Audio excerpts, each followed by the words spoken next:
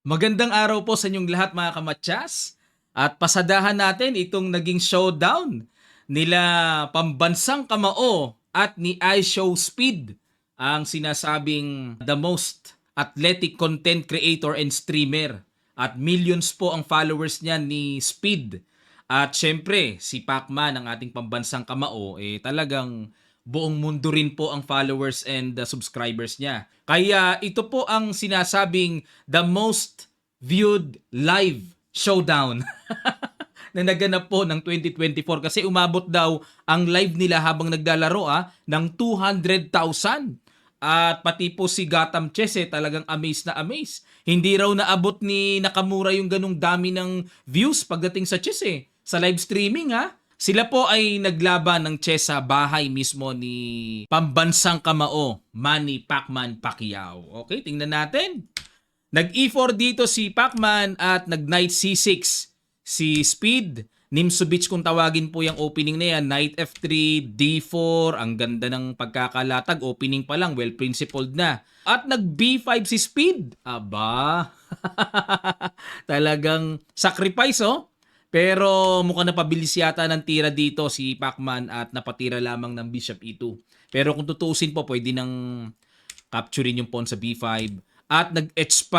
Halatang kung ano-ano mga diskarte nito ni Speed Nag-D5, tama po yan. Kapag ang tinitira ng kalaban natin ay mga nasa gilid-gilid, nasa edge of the board, tamang-tama ang strike sa sentro. At nag-Knight B4, medyo alanganin pa yung takbo ng Knight, A3, at nag-Knight A6, Bishop takes B5, ayun. Kinuha na yung pawn sa B5, at nag-capture sa D5, e takes D5, nag-rook B8 inatake at atras lang. Siyempre, kung kakapturein ang knight, bishop takes, wala makakasagabal pa sa pagtago ng king mamaya, sa pag-castling, di ba? Kaya hindi tayo basta-basta magka-capture lang ng capture. So, bishop C4, tama. Nag-H4. Ayan, naaalala ko yung kalaro ko na bullet sa bullet Yan ang diskarte Bishop G5, double attack at nag-F6. Ayan po. At para sanggahin ang nasabing atake ng bishop, kinapture yung pawn sa H4, nag-F5. Ayun. Trip-trip lang yata mga tira nito ni Speed So pag F5, ay kitang-kita nakabuka yung reyna.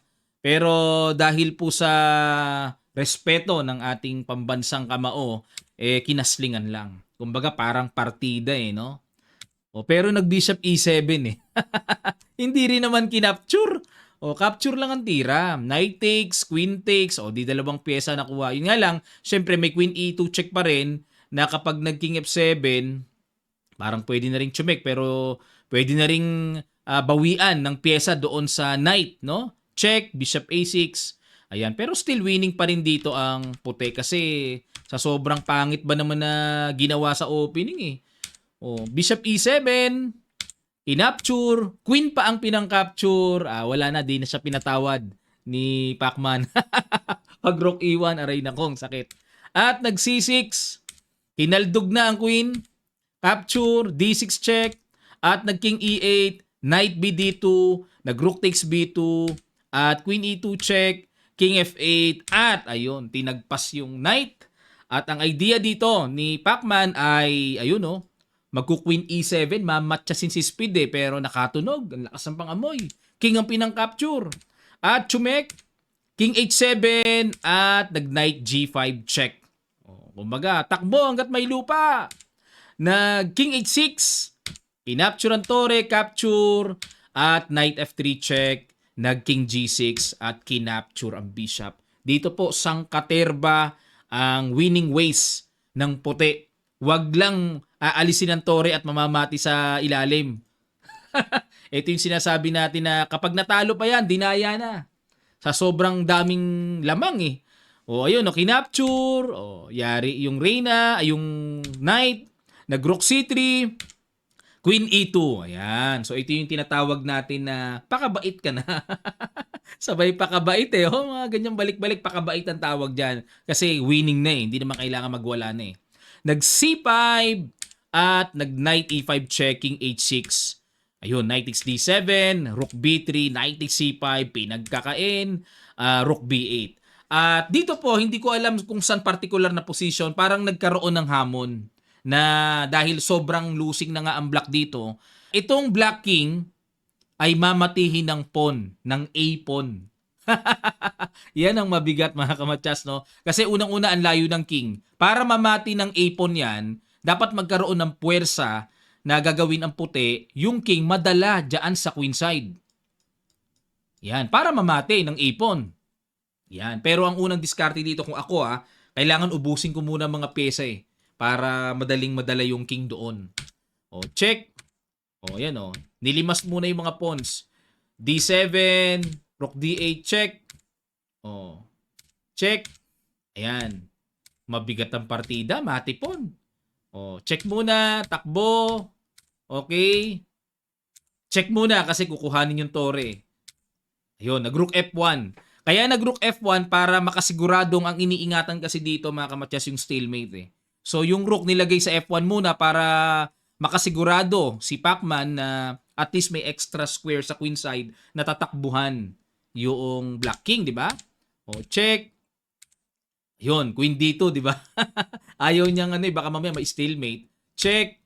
O, yun, kinapture na. So meron pa rin namang naiisang natitirang isang pawn. Nag G5, King F1, G4, Knight B5. O, nakakatuwa. Pinakain na yung knight, Hindi naman kailangan na yan. Sobra-sobra ng daming lamang. O, King A7. Ayun. Dito, isang uri po ng art ito sa chess na kailangan artistic ka. Ma-imagine mo ano yung tamang forma para magkaroon ng matipon. Napakaganda po ng idea na in-apply dito ng ating pambansang kamao. King B6, correct. Para yung king ay mapunta sa B8. Ayan kung tutuusin, pwede nang mati-matisa na yan. Ang dami ng matchas dyan di ba? Pero A-pawn nga ang usapan Ayan. Pagtira ng King A8, sige po mga kamatyas, bigyan ko kayo ng kaunting pause dito sa video na ito. Mate in 2 moves, matchas ng pawn, tagumpay ang partida. Sige po mga kamatyas, sa ilang sandali lang tutuloy kagad natin. Mate in 2, start.